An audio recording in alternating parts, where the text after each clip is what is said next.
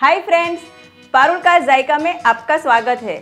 आज मैं बनाने जा रही हूँ सबकी मनपसंद मिठाई गुलाब जामुन। और अगर आपको ये रेसिपी पसंद आती है तो ये सब्सक्राइब बटन और बेल आइकन बटन दबाना ना भूलें ताकि आपको मेरी हर नई रेसिपी का मैसेज तुरंत मिले।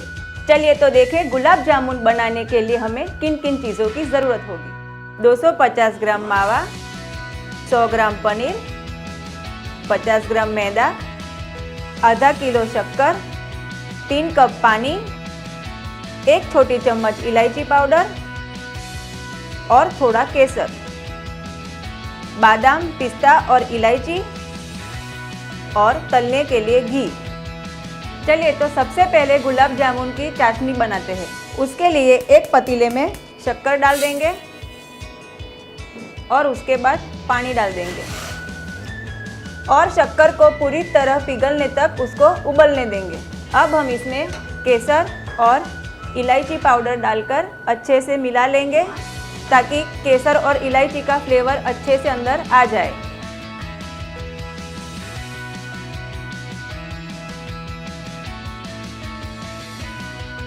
दोनों उंगलियां एक दूसरे से चिपक रही है, मतलब चाशनी एकदम बनके तैयार है। अब हम गुलाब जामुन बनाते हैं। उसके लिए सबसे पहले पनीर को ऐसे हाथ से मसल कर एकदम सॉफ्ट कर लेंगे। अब हम इसमें कद्दूकस करके मावा डाल देंगे।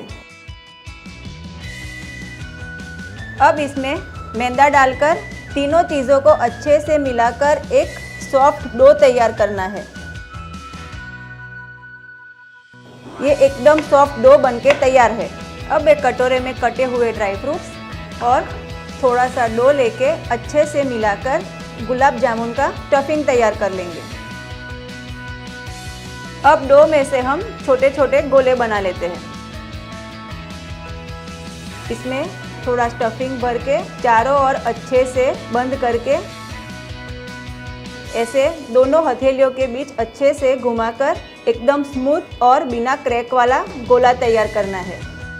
गोले में बिल्कुल क्रैक आएगी तो फ्राई करते वक्त गुलाब जामुन फट जाने का डर रहता है। ये सारे गोले बनके तैयार है। अब हम इसे फ्राई करेंगे। गुलाब जामुन को सीधा चम्मच से नहीं हिलाना है, इसे ऊपर ऐसे गरम गरम घी डालते जाना है और एकदम गोल्डन ब्राउन फ्राई करना है। डायरेक्ट चम्मच से इसलिए नहीं हिलाना है ताकि ये टूट न जाए और इसे एकदम धीमी आंच पे चारों ओर से एकदम गोल्डन ब्राउन फ्राई करना है। ये गुलाब जामुन एकदम गोल्डन ब्राउन फ्राई हो चुके हैं। अब हम इसे निकालकर सीधा चाशनी में डाल देंगे। ऐसे एक एक करके सारे गुलाब जामुन को हमें गोल्डन ब्राउन फ्राई करना है। ये गुलाब जामुन तैयार है। अब हम इसे ढककर 4 से 5 घंटे तक रखेंगे। 4-5 घंटे हो चुके हैं। अब हम इसे सर्व करते हैं।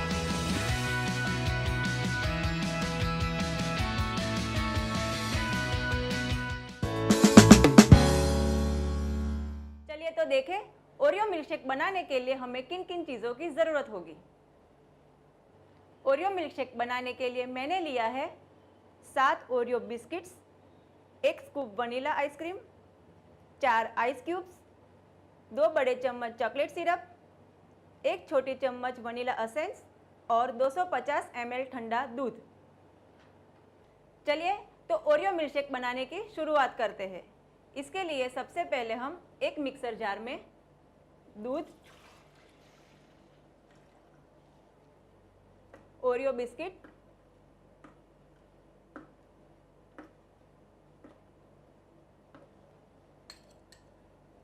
वनीला आइसक्रीम,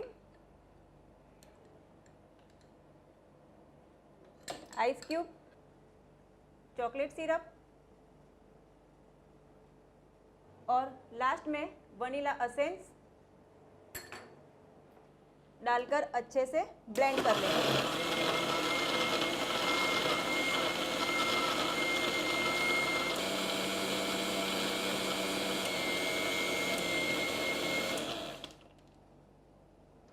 ये ओरियो मिल्कशेक तैयार है।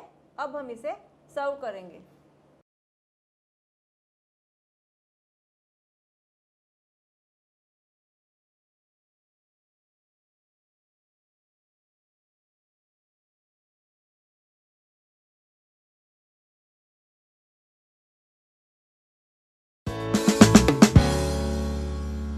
तो आइए देखें स्ट्रॉबेरी सब्जा पुडिंग बनाने के लिए हमें किन किन चीजों की जरूरत होगी। 8 से 10 स्ट्रॉबेरी बड़े टुकड़ों में कटी हुई, 200 ml नारियल का दूध, 50 ग्राम सब्जा, 1 बड़ा चम्मच शहद, आधा छोटा चम्मच वनीला एसेंस और 8 से 10 स्ट्रॉबेरी बारीक कटी हुई। सबसे पहले एक मिक्सर जार में स्ट्रॉबेरीज, नारियल का दूध, शहद और वनीला एसेंस डालकर अच्छे से पीस लेंगे। अब इसे एक कटोरे में निकाल देंगे। अब इसमें सब्जा डालकर अच्छे से मिला लेंगे और 10 से 12 घंटे तक फ्रिज में सेट होने के लिए रख देंगे। पुडिंग अच्छे से सेट हो गया है। अब एक ग्लास में तैयार किया हुआ पुडिंग, उसके ऊपर स्ट्रॉबेरीज डाल देंगे। ऐसे ही हम पुडिंग और स्ट्रॉबेरीज की परत बनाते जाएंगे जब तक ग्लास भर जाए। स्वादिष्ट स्ट्रॉबेरी सब्जा पुडिंग परोसने के लिए तैयार है।